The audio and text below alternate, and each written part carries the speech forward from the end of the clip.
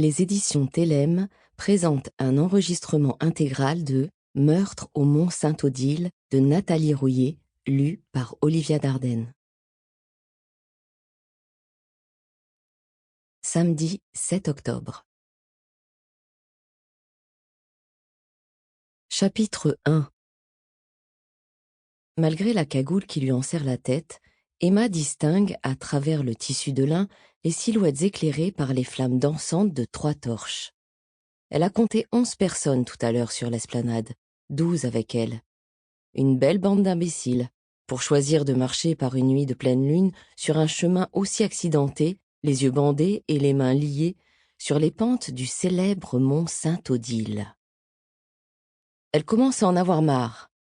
Dire qu'elle a accepté ce rituel débile. Son père se ficherait bien d'elle s'il la voyait en ce moment. Comme chaque fois qu'elle pense à lui, un pincement lui serre le cœur. La petite troupe silencieuse crapahute dans le sous-bois depuis un bon moment. Au début, le jeu l'amusait. Maintenant, Emma aimerait qu'il cesse. Elle est fatiguée et elle a perdu la notion du temps. De nuit et seule, elle aurait été bien incapable de s'y retrouver si elle n'avait pas profité de ses week-ends pour visiter ce site touristique. Encore une promesse faite sur le lit d'un mort, à cause d'un vieux parchemin découvert il y a plus de 30 ans. Un vieux bout de papier qui indiquerait l'emplacement d'une porte temporelle, un trésor archéologique auquel on prête de multiples pouvoirs ici, au Mont-Saint-Odile, et qu'elle s'est jurée de trouver grâce au journal de bord que son père Émile Capel lui a légué. Vu comme ça, c'est délirant. Et pourtant, elle y croit. Ce lieu chargé d'histoire et de légendes a hanté son paternel à le rendre fou. Il répétait y avoir vu le passé et l'avenir. Un avenir si funeste qu'il en a perdu la raison. Emma, à son tour, veut voir et savoir.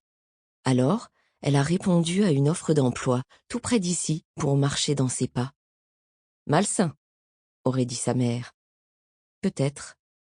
Malgré les « méfie-toi de ce que tu vois » et les « une porte peut en cacher une autre », des mises en garde qui parsèment les notes de son père, elle est prête à affronter n'importe quoi, n'importe qui, pour remonter le temps, revenir à ses 15 ans et le sauver de la folie qui l'a emporté. Des images du passé la submergent. Lui, assis à côté de son lit, lui narrant un de ces fabuleux contes dont il avait le secret. Sample complete. Ready to continue?